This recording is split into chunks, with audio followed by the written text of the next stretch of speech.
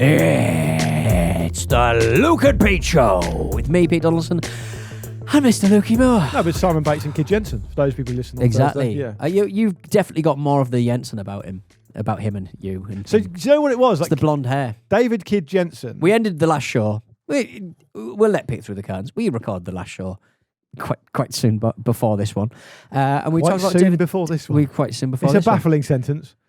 I'm getting worse because I barely breathe. I'm losing oxygen to my brain, which makes me even more which scatty. is the size of a walnut. It's like a diplodocus brain. It's like it's like a walnut whip. Yeah.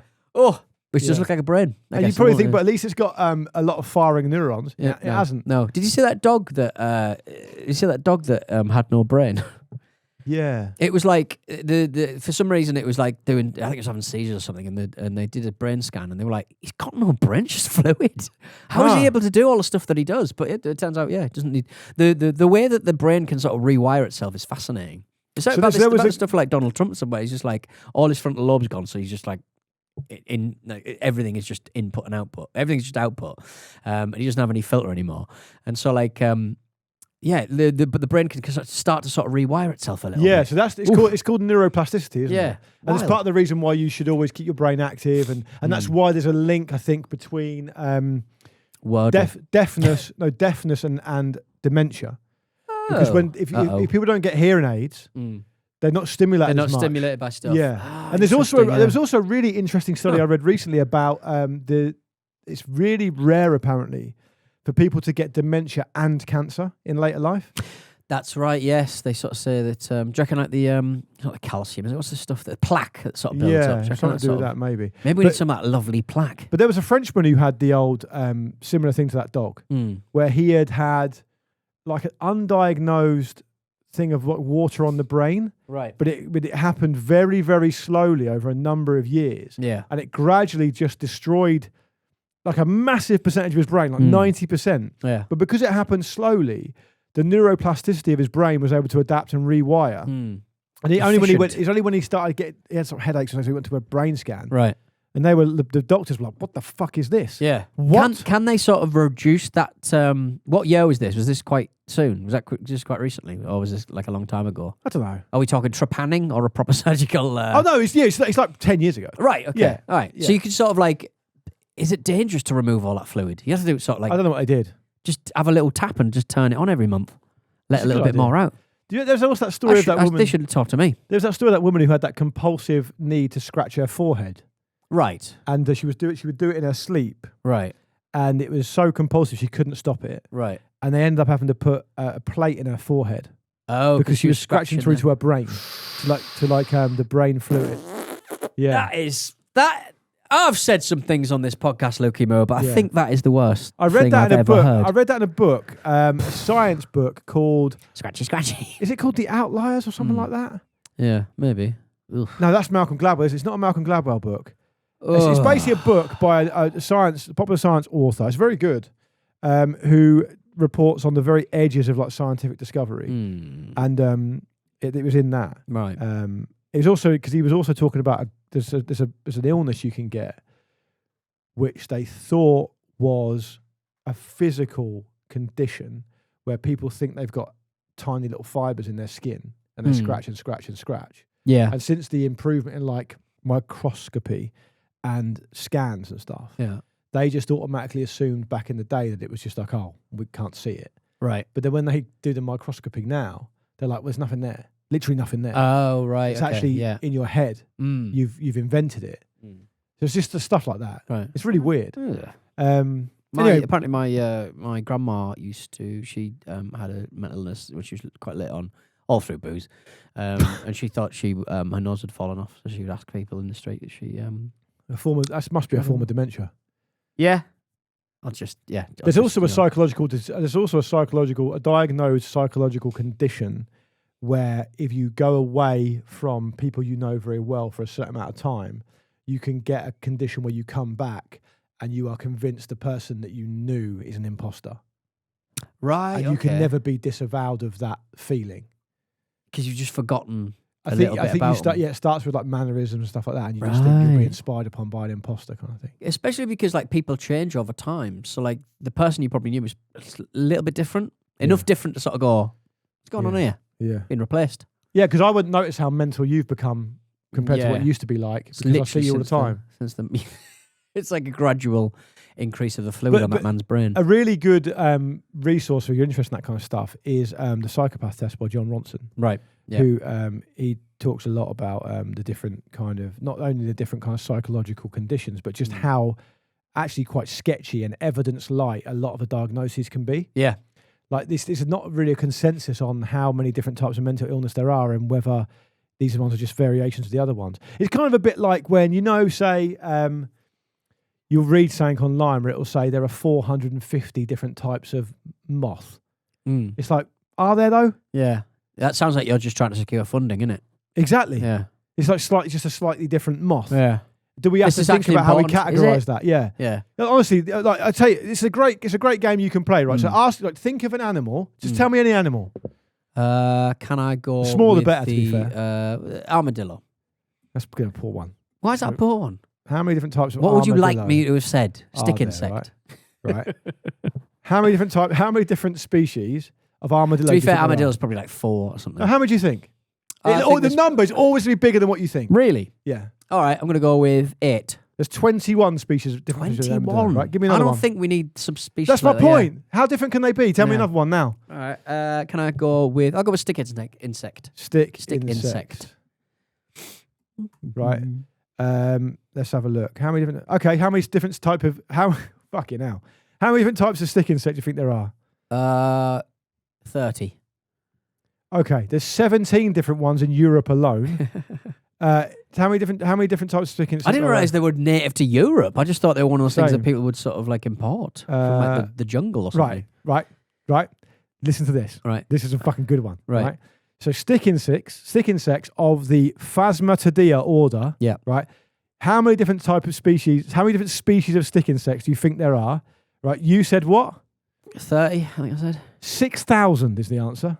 They're counting sticks there. They've been tricked. Yeah, their camouflage working brilliant. They're just having a nightmare 6,000 different species of stick insect. That's a stick, mate. This one's really woody and it's still, very still. Never gives birth. Never gives birth. Oh, it has bitten me, actually. Yeah. Do you know what I mean? So that's what I'm saying. It's always way more than you think. Yeah. I do like stick insects. I thought you were going to say elephant, and there's like only 2 in there. I think there's probably more than that. Yeah. So most people think there are only 2 types of elephant: African and Asian, right? And one of them is slightly smaller. So they've started, getting the subspecies in there as well. Yeah, but apparently, even that, there are 8 different types of elephant. Right. Okay. Yeah. Depends who you ask, though, because some people only say 3. But they all die the same way. Well, it's bad, isn't it? It's bad, isn't it? I need a piano. Yeah, you can't do that anymore. I need a fucking piano. I wonder whether there'll be a situation where, evolutionary speaking, if they last long enough, they'll just evolve to have no tusks at all. Because it'll be an advantage to not have them. Yeah. I don't know. I think everything's too well managed these days, though, isn't it? You know what I mean? No. But I just think the ivory trade's just kind of, it's gone really neat, like underground, and like that's not scale, is it? There was talk, wasn't there, of just 3D printing a load of tusks and flooding the market, wasn't there? Oh, with like shit tusks. Yeah. Like popping them on the... So just basically go into, because obviously these people are by their very nature quite unscrupulous. Yeah. So you just get... But it's not, I guess it's not just like they're making stuff out of it, they're also like making medicine out of it as well, aren't they? Yeah, but it's not medicine, is it? It's not fucking medicine, piss take dust. Stuff, isn't it? It's dust. the Chinese making stuff up. Dust. Like the old tiger penis. What's a tiger penis? Well, part of the reason that tigers are so endangered is because in some Chinese cultures they believe tiger penis ground up to be an aphrodisiac. Yeah. Which is nonsense. But I mean, fair play. At least they've chosen a really dangerous animal to try and kill. That's probably why they chose it. If you went like stick insect eyes, really valuable. Got loads of them. Loads of them. Really easy to catch. Maybe rotate it. Yeah. Rotate. They do Year of the Animal, don't they? Yeah. We're into chicken. We're into chicken eggs now. So year of the shark fin again. It's bad, isn't it? Yeah. Anyway, Peter, I wanted to quiz you on some other stuff about your trip to Paris that I didn't get a chance to do on the last show. Okay, yeah. Because you kind of swerved it a bit by talking about your steak tartare. But there was also some kind of bread roll-based monstrosity that you shared with us. Yeah, I spoke about it. It was the Jamaican. That was that. Okay. Yeah, it was that. Yeah, that's how poor it was. I didn't even make the connection. No. I literally did not make the connection. Yeah. So fair enough. And then your holiday next week is Barcelona, right? Or this week as we come out, because we're doing this early because you go on holiday. And you're taking the family? Take the family. Little South city End break? little South End city break. What's your plan while you're there? Because it's going to be February, so it won't be very warm. Yeah. It's not... I think I just got excited because South End was flying to Barcelona. I was like, should I book this? Just do it. What's the damage on the flights? Well, your entry point is like, 80 quid per person. And then you're like, how have I spent £1,000 on 3 people's flights? So how have you? It's fucking baggage, innit? Do you want to take one suitcase? Yes. There you go. There's another 300 quid. Absolute bastard. What's the airline? EasyJet, I think. And so where do you sit on the Michael O'Leary versus Elon Musk feud? Michael O'Leary didn't want to use Starlink on their planes. Yeah. So, I think he's... Do you remember the reasons why he said? I think he sort of made the argument that the flights are too short, so there's literally no point. I think the reasons he gave actually were aerodynamic drag with the aerials, costing fuel, means the fuel costs more, and that he said the type of profile of customer they have won't pay for it anyway. So there's no point. But there's but you have internet on the old. How is that served then on other planes? It must be 5G, right? No, too high for 5G. It must be. It's crap. It must be satellite. Let's make that very clear. It's absolutely crap. Yeah, it's not very good. Yeah, even the British Airways one. If you sit in business on British Airways, you get free Wi-Fi. Right. The absolute number of caveats is insane. You can use WhatsApp, but only with no photos or links.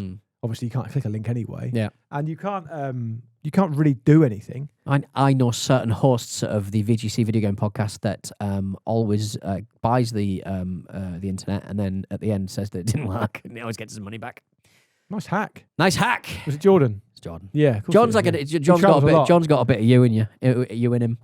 Cheeky, naughty little gangsters. I love following Jordan on Instagram because he is a very good follow. Always posts very interesting stuff. Bit too much Pokemon for my like. He's a big Pokemon guy. Yeah, he's that's a big business. Pokemon. Why is Jordan like me? People in they're just they're a boundary pusher. He's bald. He's a boundary pusher. He just some people I think have life unlocked a little bit and they don't worry about stuff. They just sort of like me. I talk to you about stuff and you don't really worry about anything. I just ask for forgiveness rather than permission. Exactly. So the world belongs to people like you and Jordan and not me. So because I'm a little timid little man. Why doesn't the world belong to you? I'm a timid little man. How's your small talk going? It's good. It's not, really, is it? It's not good. Bad small Have you tried any more? I've not really had. Have you been following Attraction Unleashed on Instagram with Mystery and Baxter?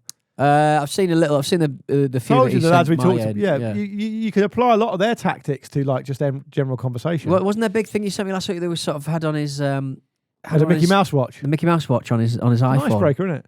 He's got a little Mickey Mouse watch that you press and it goes, it's 3:00.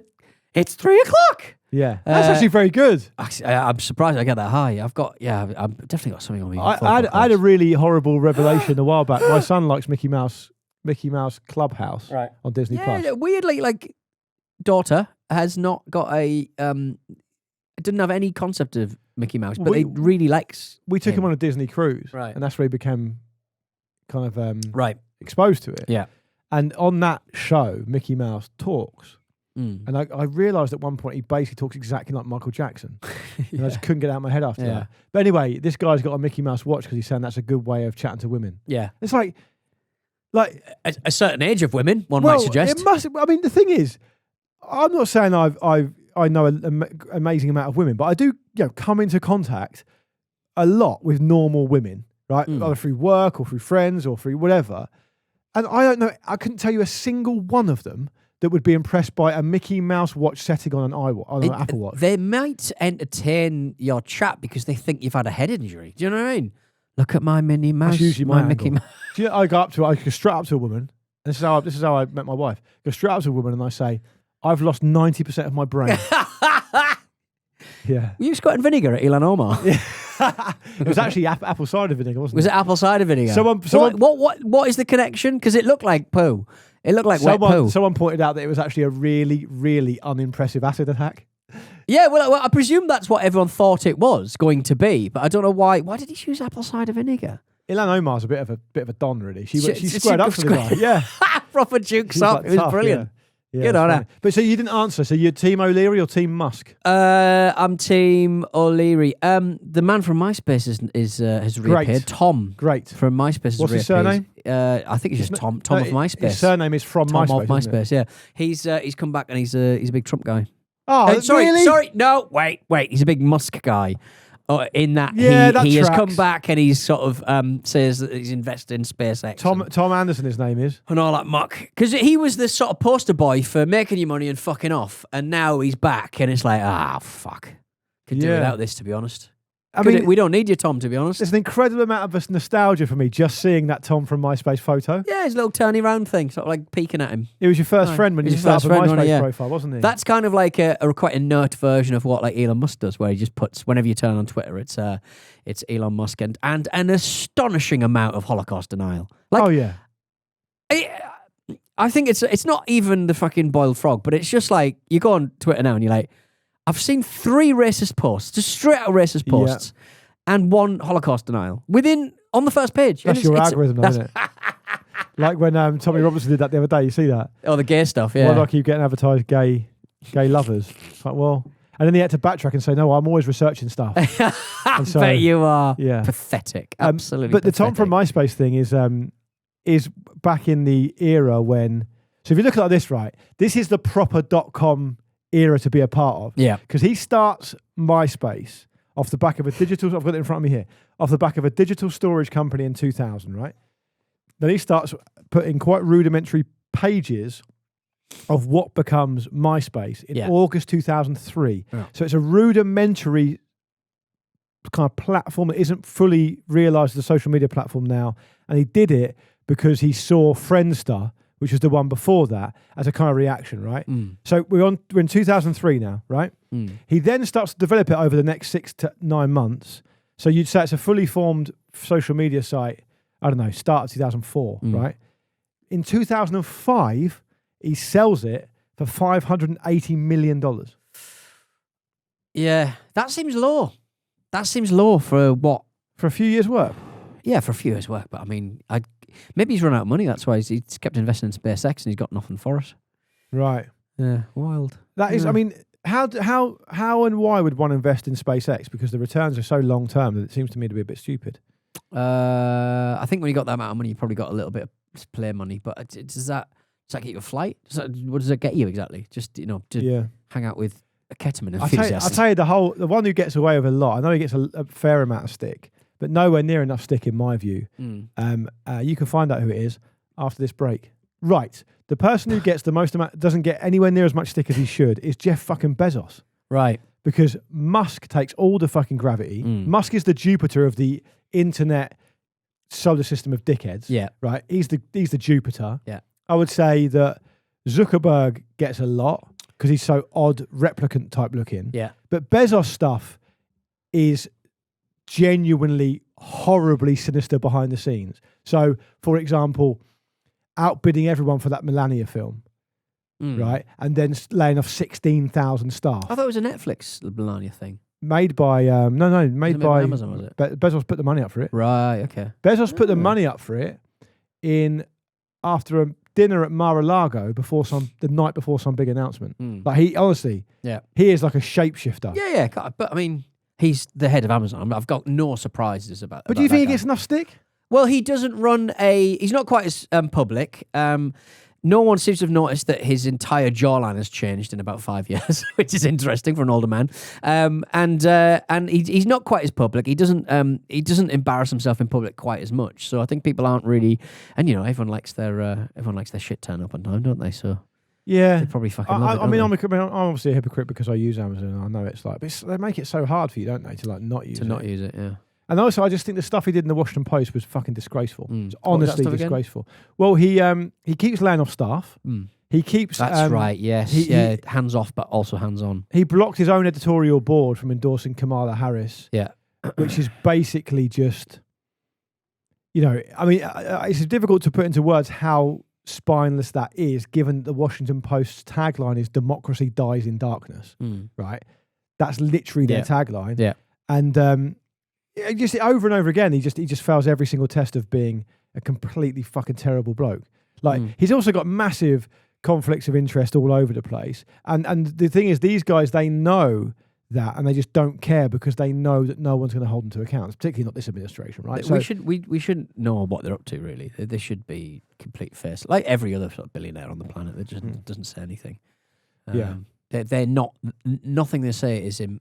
It's more what they do than what they say. But like, I don't need to hear what a ketamine, a man who's officer in ketamine tells me about what he thinks happened in the war.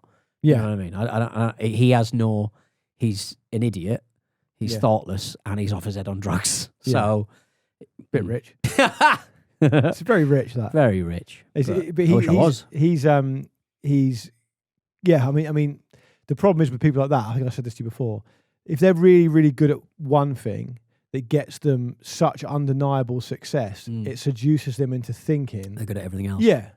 So they just opine on stuff. I don't think he's going to get his big $1 trillion payout that he's been expecting. I think they've changed quite a lot of Tesla stuff recently. They've sort of taken off some self-driving stuff, added some stuff in, and I think he only gets the payout if Tesla becomes all automated, sort of self-driving. Yeah, the targets are pretty high. It's never going to happen. But put to one side my general feeling that it's basically morally obscene to be a billionaire. There should just be some mechanism in there to say that, you've got to where you've got to. You've done really well. Congratulations. The fruits of this labour are basically $999 million. That's fine. You're never really going to spend that anyway, right? All you're doing is creating dynasties or being problematic with money at that level anyway. And everything that automatically ticks over with share price, stock price, fucking investments, whatever, it just goes straight. It's 100% tax. Just builds 100% tax. Yeah, because you can't ever achieve without all that kind of community stuff anyway. No. It's like without stepping on necks and bloody you've used the same tools as everybody else. Do you know what I mean? I don't know if I'll get anywhere with this kind of analogy or this kind of example. And maybe I'm forgetting something important here, and people can pull me up if I am. But when you hear about like the era of, say, Thatcherism, and Thatcherism was terrible for manufacturing and for mining and for all these different industries, of which my dad was a part, and our family was basically eviscerated financially by Thatcher. So I'm not going to fucking defend it. But the kind of idea that if you work really hard, you can become wealthy is flawed in many different ways because of different advantages and different privileges and stuff. I get that. But what I'm trying to get at is, I remember my mate's dad saying to me at a kind of a party or a wedding, he was like a proponent of Thatcher. He did really well under Thatcher, and he felt like he could really achieve things because he worked really hard. And he was saying, but his understanding of Thatcherism wasn't like we wanted to become so rich we almost wanted to tear up the entire rule book of humanity. It was just like, we probably stood on some people, and Thatcher definitely did this harm as well. But like, it feels like a whole new scale now. Yeah, it feels like a scale where it's just like you're doing it just for the sake of it now. But it's with that coming along with that quite acrid kind of historically American sort of idea that it's okay to flaunt your wealth at the same time. Do you know what I mean? I feel like the way they behave is like a bastardization of what the American dream actually is. The American dream, I would argue, the American dream is so powerful because most people in the US actually believe in it. Yeah. So they don't grow up in like the Marcy Projects in New York and say, oh, Jay-Z, he's left us behind, all the rest of it. And they go, if he can do that, we can do that. Yeah. My assessment for whatever it's worth would just be the fact that there are outliers and fucking exceptions that prove the rule. I mean, it's not a great system, but they believe in it. But the point I was just going to make was the American dream doesn't say anything about achieving what you can achieve and becoming really successful through hard work and having a dream and having determination, and then just tread on over everyone else to give them much less of a chance of achieving it as well. That's not what it says. No. But that's what they think. They don't give a fuck about anyone else. There's no... The flaw with the American dream, in my view, is the current generation of multi-billionaires use it to undermine the next generation who could follow them. And that is fucking wrong. It's wrong. The whole thing is morally obscene. Yeah. That's what I think anyway. People don't listen to us for this kind of stuff, do they? Yeah, they do. They want to hear about your... Slag off some stand-ups. Yes. On lists. I haven't come across any recently. Oh, I'll that's a shame. tell you what I did fucking love. That's a shame. I absolutely loved Stuart Lee on Harry Hill's podcast. Yeah, have you seen that episode on YouTube? I've seen bits of it. So good. There's a moment where Harry Hill does a joke about a castle designer. Brilliant. Don't spoiler it though. It's top class. I think it's exactly 40 minutes in on the YouTube of that episode. I love the joke. I love the delivery of the joke. Yeah. I think Harry Hill is one of the finest comedy minds we've ever produced. I love him. And I love how much Stuart Lee loves the joke. Because do you know why? Because it's the absolute anathema to the kind of comedy Stuart Lee does, but he still loves it. Yeah, I don't know. I think you sort of see Harry Hill, I think, on Letterman back in the day, and you sort of go, he did have that quite, I'm doing this and I don't care what anybody thinks. Yeah. Kind of aspect to Harry Hill. And he's always been very respected, and he's always been somebody who stood up, I think, for against quite problematic business practices with some agencies back in the day. Nice, good on him. He would book, when he was doing Harry Hill's like TV show where he'd have stand-ups on and stuff. I think he had a falling out with, a quite problematic at times agency, and he just said, I'm not booking any guests from this agency because of the way they treat their people who are on the books and stuff. So I really respect them. He's a great. I know he's a great guy because I used to work quite closely with Paul Hawksby, who wrote for that show. Right. So he wrote for Fantasy Football. He wrote for Harry Hill show. Yeah. With Al Murray and stuff. So I know him to be a good dude. I saw him once at the Battersea Arts Centre. It's brilliant because it was a work in progress. The Sharon Tear. Oh man, Sharon Tear. He did about 25 minutes, for those of you who don't remember the story, did about 25 minutes with a PowerPoint demonstration on whether certain food items were tearing shares or tray bakes. and he was getting people to shout them out. It's good stuff. And you'd think the last one's come and he'd go, and we go again. Next one. I couldn't believe how many of them he was finding from all these different supermarkets. Like right? a conductor. And to see him so good on the stage when doing such interesting stuff, when he was a very straight down. Well, he wasn't really straight down the line, but he just managed to sort of, maybe just his look or the way that he sort of put stuff across. He was, or the projects he chose on ITV and stuff. He was a mainstream act who just still has the vigor and he's doing that YouTube now, and it's basically it's really interesting he's doing that on YouTube, the Harry Hill Show now, because that is exactly the kind of thing that 25 years ago ITV are commissioning that. But there's no money in TV anymore, right? No. So he's like, well, I'll just do it myself. Anyway. Yeah. And the production values aren't amazing, but they're not shit. No. And he can get guests because he's so famous and he knows everyone. Yeah. And if you were to put that episode on TV, I would say, I mean, we're only in January, but I would say it's one of the best episodes of TV I've seen this year. Yeah. That's the standard of it, right? I just think he's a really interesting. Because to me, I know that I always get, you take the piss at me for fucking hating on stand-ups. But there is, I think that if you're being charitable to me, you would say there is a kernel in the idea that a lot of them are basically just cookie cutter. It's all kind of fairly tame observational stuff. But like you're not going to stand-up shows every. No, but Harry Hill's different, is what I'm saying. I know there are other people out there that are different as well. But Harry Hill is the exception that proves the rule in that, like, he got on telly doing something very different. I mean, at the end of the day, it was a clip show. Like the things that he makes all of his money out of was clip shows, and it was like You Being Framed and TV burp and stuff, isn't it? TV burp's brilliant though. It's brilliant. It's brilliant. But I mean, that's a very conventional kind of, like, it has that kind of like Chris Tarrant doing the adverts from foreign clients. But it's his observations and his lines that elevate. Yeah. But I can't remember who writes, who's the head writer for that. It's I met him once and he's piece. I can't remember, but he's one of those guys who's always been floating around doing, taking the head writer role of TV burp and stuff. It's the same faces doing the writing in the background. It'll be somebody people are sort of floating around and stuff. So, yeah. I just think you're right about your point about a lack of compromise, because you have to be pretty talented to be able to win people over, to be able to do mainstream stuff without compromising at all. Yeah. Like, if you look at how cantankerous people like Neil Young are, he's like an exceptional. David Bowie, whatever, just does whatever he wants, but he's still massively famous because the talent is so good.